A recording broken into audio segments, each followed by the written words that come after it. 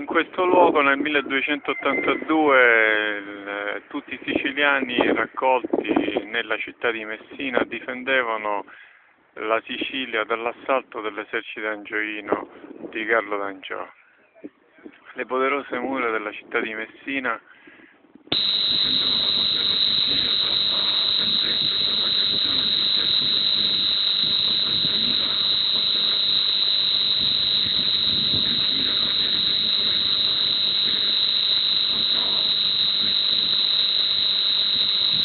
il Papa aveva inviato in Sicilia Carlo d'Angiò insieme a tutte le città guelfe.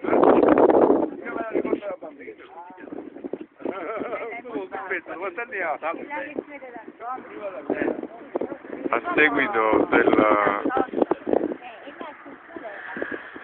rivolta che era scoppiata a Palermo il 30 marzo del 1282,